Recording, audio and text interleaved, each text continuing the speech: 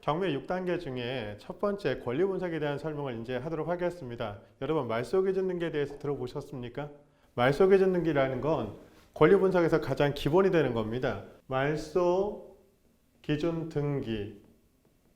지금 단행본 책에는 말소 기준 등기 혹은 말소 기준 권리라고도 표현을 하고요. 옛날 책에는 소멸 기준 등기 혹은 소멸 기준 권리라고도 표현을 합니다. 경매사건을 다루는 법이 민사집행법인데 그 민사집행법 상에는 말소 기준 등기라는 표현 자체가 없어요. 즉, 이 민사집행법 상에는 요 말소 기준 등기라는 표현 자체가 없습니다. 즉, 법률 용어가 아니라는 거예요. 법률 용어가. 이거는 그냥 실무상에서 쓰는 용어입니다. 실무상에서 쓰는 용어. 보통 단행본 책, 요 한 권짜리 책에 말소 기준 등기라는 표현을 가장 많이 쓰죠. 요 법률 용어가 아닌 것을 경매사건 진행하면서 써줄 수는 없잖아요. 그래서 채권자가 채무자 부동산에 대해서 경매 신청을 하면 집행법원의 판사는 집행관을 통해서 현황을 조사하기 시작합니다. 그 현황을 조사하면 그 현황 조사서에 임차인이 언제 전입을 했는지, 확정일자는 받았는지, 배당 요구 신청을 했는지, 해당 부동산에 다른 점유자가 있는지, 불법 점유자나 제3점유자가 있는지 이런 것들을 다 기재를 하거든요. 이런 것들을 하나의 목록으로 만들어 놓은 게 바로 매각 물건 명세서입니다.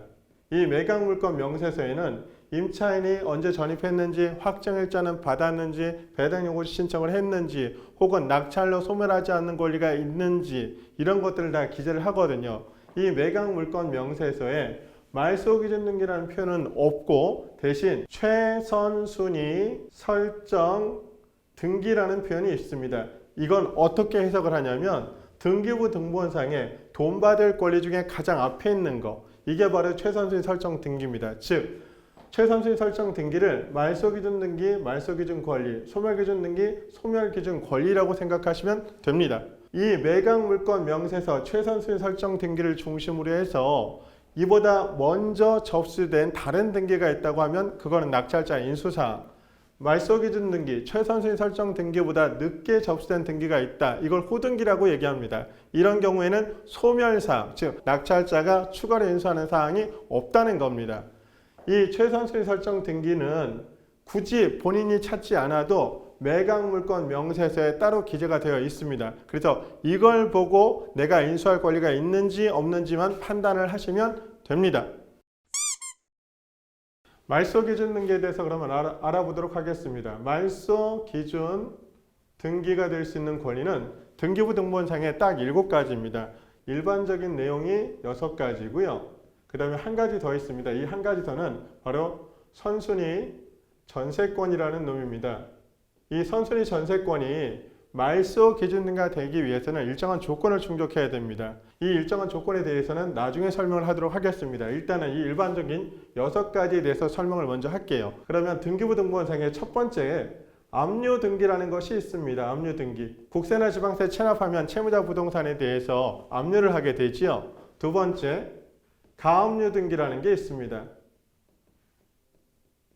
개인 간에 동거를 했는데 보통 이제 신용으로 돈을 빌려줄 때 현금 보관증이나 차용증 뭐 이런 것들을 받고 돈을 빌려주잖아요.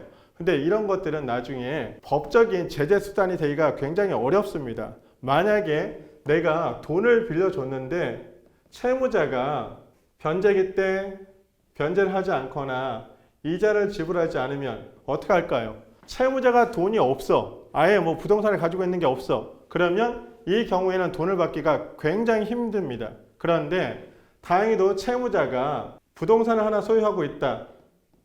이 부동산을 하나 소유하고 있다라고 했을 때 그럼 채권자 입장에서는 어떻게 해야 될까요? 채무자 부동산에 대해서 이 부동산을 처분하지 못하게 일단은 가압류를 합니다. 그러면 이 가압류는 뭐냐?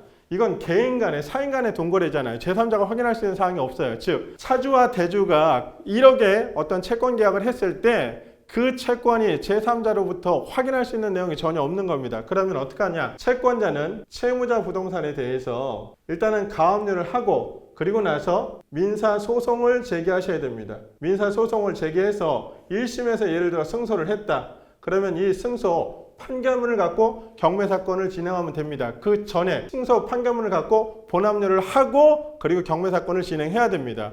그런데 채무자가 예를 들어 이 1심 승소에 이의제기를 한다, 즉 항소를 한다 라고 하면 이게 2심으로 넘어갑니다. 그러면 평균 또 6개월에서 9개월이 또 소요가 돼요. 그래서 2심에서도 채권자가 승소를 했다. 그래도 이 채무자가 다음 심에, 즉 상고심까지 가겠다, 대법까지 가겠다는 얘기입니다. 3심까지 간다고 하면 이 역시 6개월에서 9개월이 소요가 됩니다. 그러면 너무 시간이 오래 걸려요. 돈을 빌려주고 이게 앉아서 빌려주고 서서 받아야 되는 경우가 생기는 겁니다. 그래서 이런 경우에는 어떻게 하느냐, 돈을 빌려줄 때 근저당을 설정하고 돈을 빌려주시는 게 가장 좋습니다. 형제 자매간 아무리 친한 친구라고 해도 돈을 빌려줄 때는 어떤 지불각서나 뭐 현금 보관증이나 아니면 차용증 이런 거 받지 마시고 뭘 한다? 근저당 설정 계약한다. 이게 아주 깔끔합니다. 그 다음에 세 번째는 저당권 등기입니다. 저당권 등기. 예, 지금은 거의 저당권을 쓰지 않죠. 그런데 저당권하고 근저당권의 차이.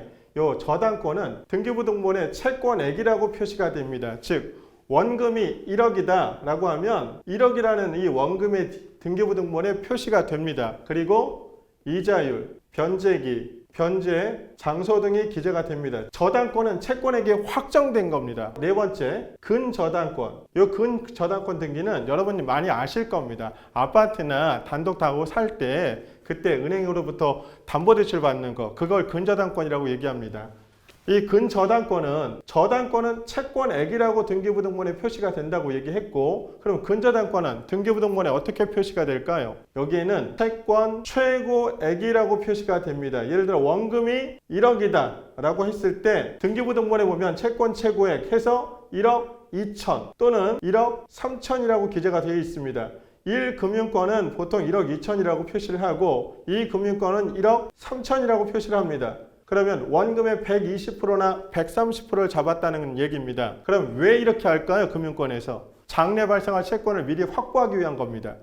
얘는 채권액이 확정된 거고 얘는 채권액이 변동성이 있겠죠. 매일매일. 그래서 저당권과 근저당권은 차이가 납니다. 지금은 거의 대다수가 근저당권을 설정을 합니다. 왜?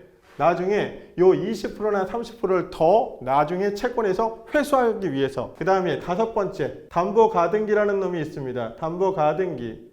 담보가등기는 가등기, 담보 등에 관한 법률 이렇게 되어 있거든요. 그 담보 등에 관한 법률에 보면 경매사건이 진행이 되면 담보가등기는 저당권으로 바뀐다 이렇게 되어 있습니다. 돈 받을 권리입니다. 돈 받을 권리. 압류, 가압류, 저당, 근저당, 담보가등기 전부 돈 받기 위한 거잖아요. 그 다음에 이제 마지막으로 여섯 번째, 경매, 개시, 결정, 기입, 등기라고 얘기합니다. 여기에는 강제 경매가 있고 임의 경매 사건이 있습니다.